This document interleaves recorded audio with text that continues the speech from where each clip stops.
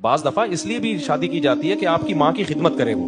آج بعض اسکالر کہتے ہیں آپ کی بیوی پر آپ کی ماں کی خدمت لازم نہیں ہے. جابر بن عبداللہ نے شادی کی اپنی بہنوں کو پالنے کے لیے کہ میرے والد نہیں ہیں, ماں نہیں ہوگی تو چھوٹی بہنیں ہیں وہ میں کیسے پالوں, تو کوئی عورت ہوگی تو ان کو پال سکتی ہے. تو شادی کی بیس یہ تھی کہ میری چھوٹی بہنوں کو پالا جائے. تو جب بہنوں کو پالنے کے لیے شادی کی جا سکتی ہے, اماں کو پالنے کے لیے نہیں کی جا سکتی کیا؟ السلام علیکم ورحمۃ اللہ وبرکاتہ.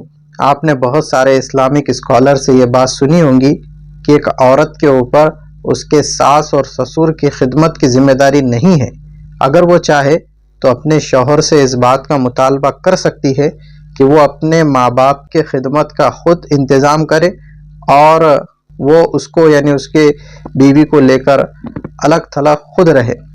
ہم بھی اس بات سے اتفاق رکھتے ہیں کہ اسلام نے ایک عورت کو یہ پوری اجازت دی ہے اور پورا حق دیا ہے کہ وہ اپنے شوہر سے اس بات کا مطالبہ کرے.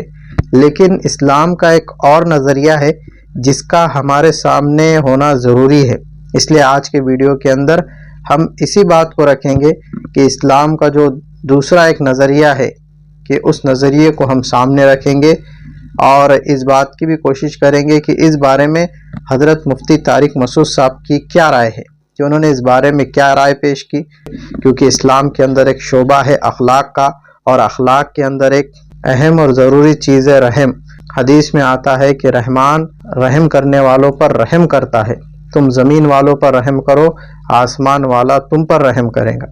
اسلام میں اخلاق کی اتنی اہمیت ہے کہ اگر کوئی جانور کے اوپر رحم کرے گا تو اللہ پاک اس کو اجر و انعام دیں گے, اور اگر کوئی جانوروں کے اوپر ظلم کرے گا تو اللہ پاک اس کی پکڑ کریں گے. تو بہت سارے واقعات کتابوں کے اندر آئے ہیں کہ ایک فاحشہ عورت کی بس اس بات کی وجہ سے مغفرت کر دی گئی کہ اس نے پیاسے کتے کو پانی پلایا تھا, کہ اللہ پاک کو یہ بات پسند آئی اور اللہ پاک نے اس کی مغفرت کر دی. اور ایک واقعہ وہ بھی ملتا ہے کہ ایک عورت نے بلی پال رکھی تھی اور اس کو باندھ کر رکھ دیا, نہ اس کو کھانے کے لیے کچھ دیا اور نہ ہی اسے کھلا چھوڑا کہ وہ اللہ کی دی ہوئی روزی میں سے زمین پر چل پھر کر کھا لیتی, اور بھوک کی وجہ سے وہ بلی مر گئی. تو اللہ پاک نے اس کی پکڑ کی اور اس کو عذاب میں مبتلا کیا. تو جانوروں کے اوپر رحم کرنے پر اجر و انعام اور ظلم کرنے کے اوپر پکڑ ہے, تو انسان تو اشرف المخلوق ہے. اس لیے ہم گھر کے اندر جو رہتے ہیں تو آپس میں ایک دوسرے کے حق ہے, ہر ایک کے حق کو ادا کرنے کی ہم کوشش کریں تاکہ اس کے ذریعے سے آپس میں محبت بڑھے.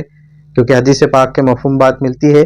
ایک شخص اللہ کے نبی کے پاس آیا اور پوچھا, یا نبی اللہ, میرے حسن سلوک کا سب سے زیادہ مستحق اور حقدار کون ہے؟